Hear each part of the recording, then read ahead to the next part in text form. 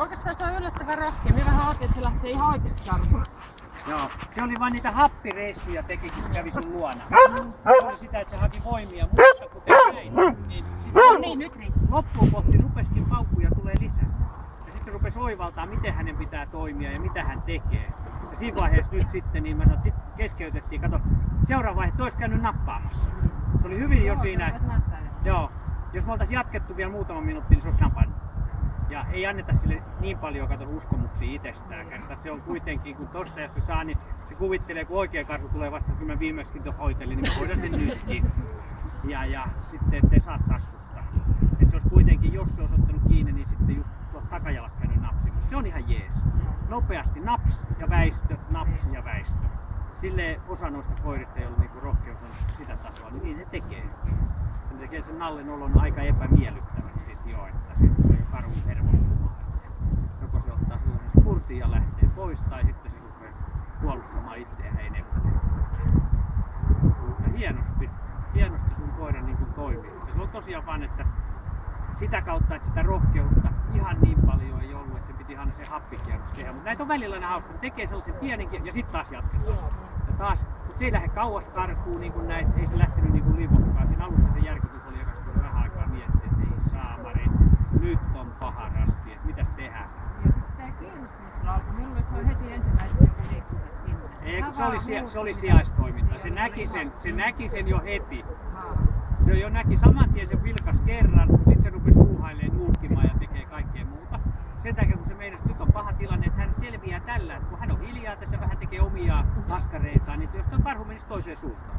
Ei tarvitsisi niinku puuttua tähän tilanteeseen, mutta kun ei se lähtenyt, niin sitten se lähti mukaan siihen. Ja koko ajan niinku moottori käynnistyi enemmän ja enemmän loppuun kohti, kun mentiin tossa, niin sitten oli jo aika ajoin se käytti jo kaiken voimansa ja teki valehyökkäyksiä karhua kohti ja yritti karkottaa sen pois. Ja se on niin jännää, että rotukatsomat, niin ne vaan nuo koirat toimii.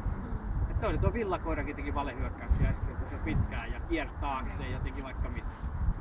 Että se on niinku kiva nähdä, että ne vietit on siellä olemassa. Että se olisi paljon surullisempaa, jos me nähtäisiin silleen, että toimintakyky menisi nollaan, että ne ei osaisi tehdä yhtään mitään, edes paeta.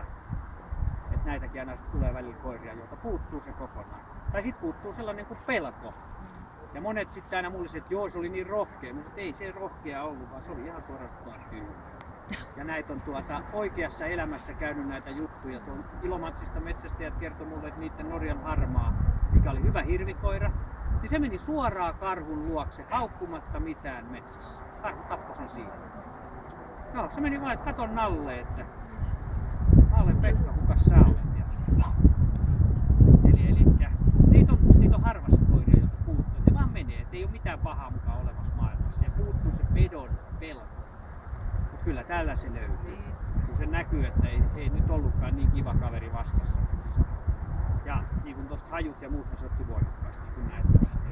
Se otti pitkään sitä niin kuin nuuhkia ja muuta. Et nyt on sellainen vähän oudompi haju. Koira siellä se on perimässä, että mitä se haju tarkoittaa. Otetaanpas nämä tästä.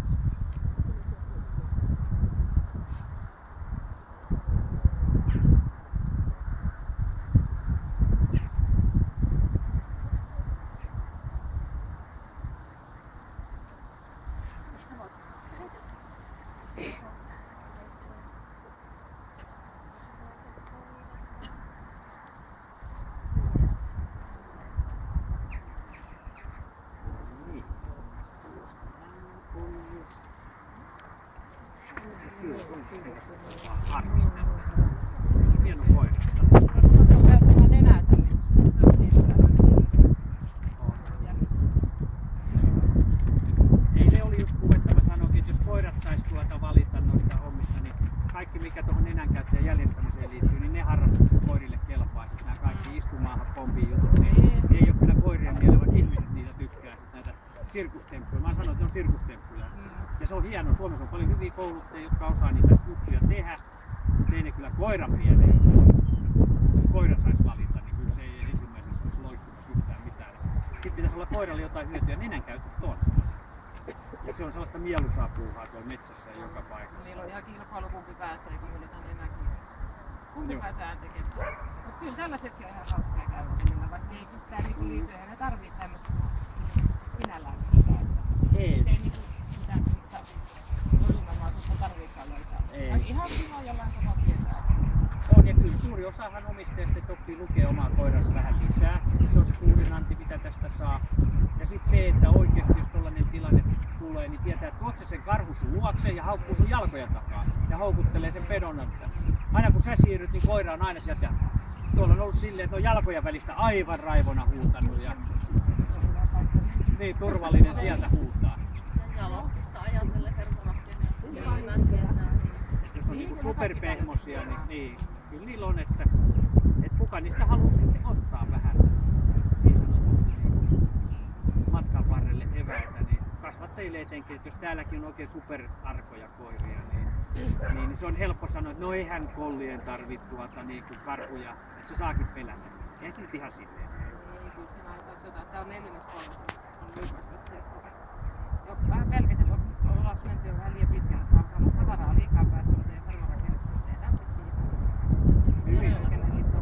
On ja pysty toimimaan tossa, että se oli tosiaan sieltä tuli nyt hienoja kuvia kyllä tästä koirasta irvistyksistä musta, kun sieltä otettiin oikein kunnolla koko kalusto esissä, että mä näytän karhulle, eli siellä silloin kun vastustetaan vielä, se on hieno katsoa silloin kun se pistää itsensä peliin.